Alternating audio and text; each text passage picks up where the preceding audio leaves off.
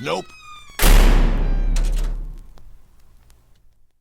Hey everybody, before this video begins, I just want to let everybody know I really want to release a subscriber story video soon.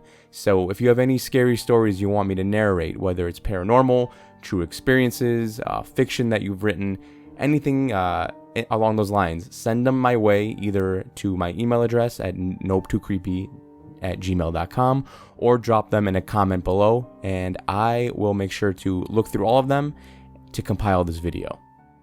I hope I get some good ones, but with that said, sit back, relax, and enjoy this week's story.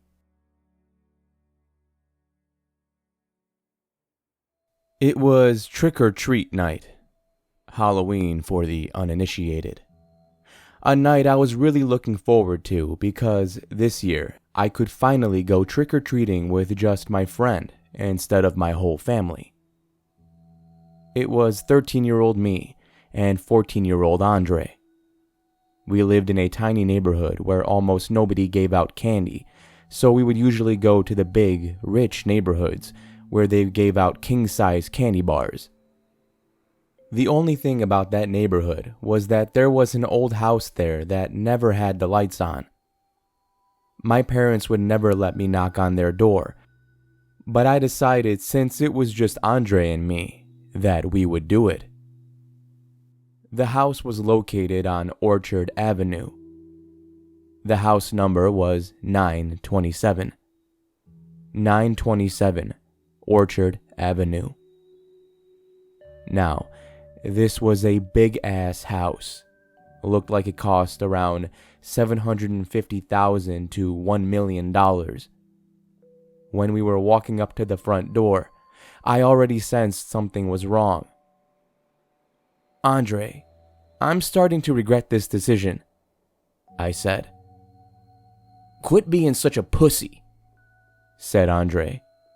So we moved towards the front door.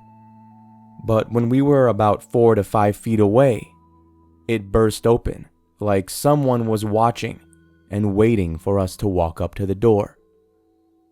Standing there was an old lady. She looked to be in her mid to late 70s.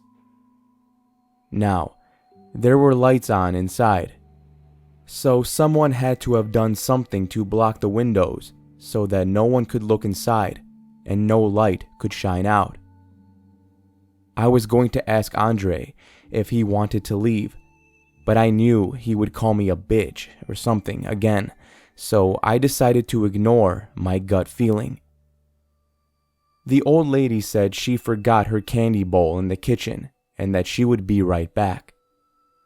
So she invited us inside to wait since it was cold outside.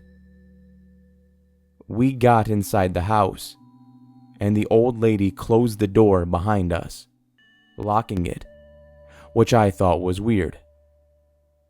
My prediction was right, because the windows had very, very dark curtains over them. Anyway, she walked into the kitchen to get the candy bowl, and we waited on the couch. We waited for about 5 minutes, but she still had not gotten back, and my gut feeling was getting worse and worse by the second. I could tell Andre was excited because he was practically jumping up and down, waiting for the king-size candy bars we would get. We waited another 2 minutes, and at this point, and I could tell Andre was also getting that weird feeling. Right as I was about to say something, I heard footsteps coming back towards the living room.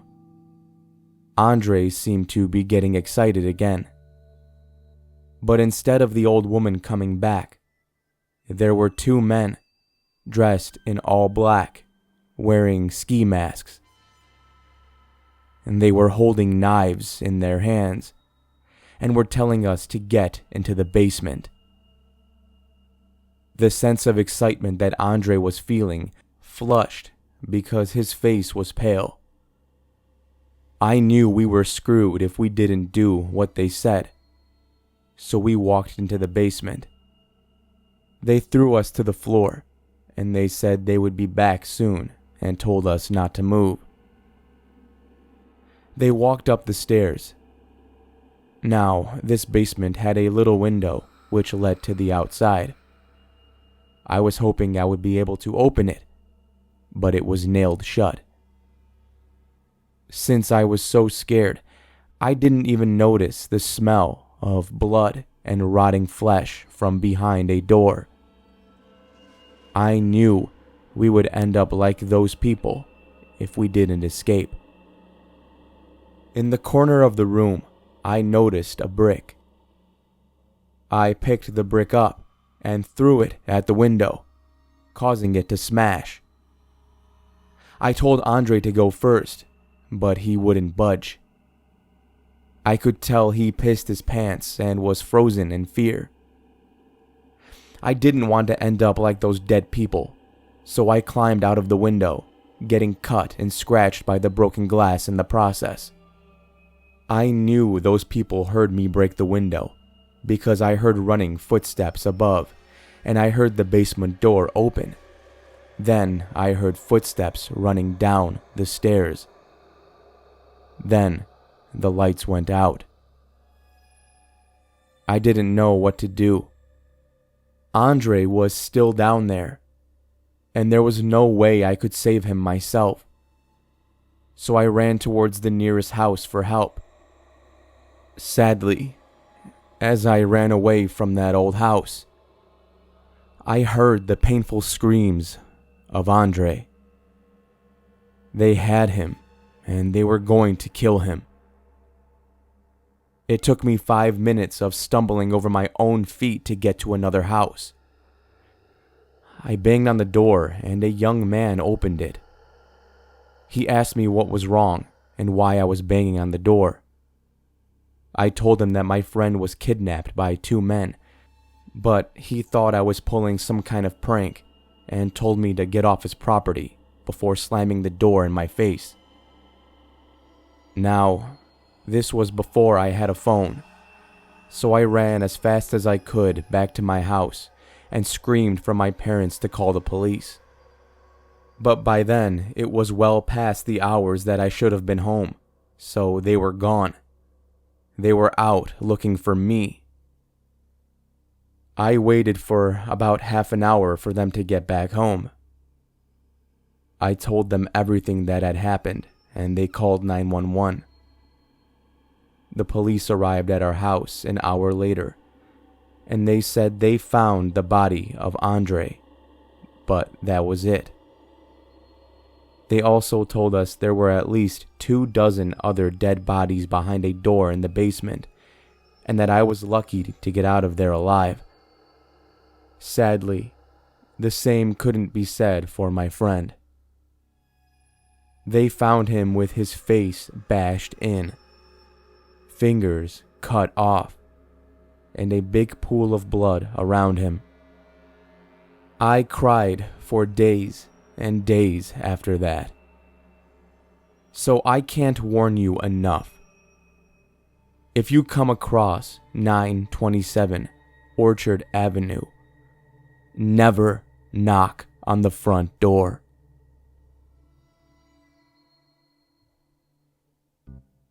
Thank you for listening, and I hope you enjoyed this week's video. If you did, you know what to do. Take that like button, throw it into a dark basement and bash its face in. And if you're still feeling spicy, take the subscribe button if you haven't already and cut off its fingers. You know what I'm saying? Shout out to the author of this story, Reddit user Squidddy YT. The YT stands for YouTube because my man Squidddy also has a YouTube channel, link down below, and there should be one on screen now. Check them out for more. Remember to send me any subscriber stories you'd like me to narrate, and remember to stay safe out there. I'll be seeing you in the next video.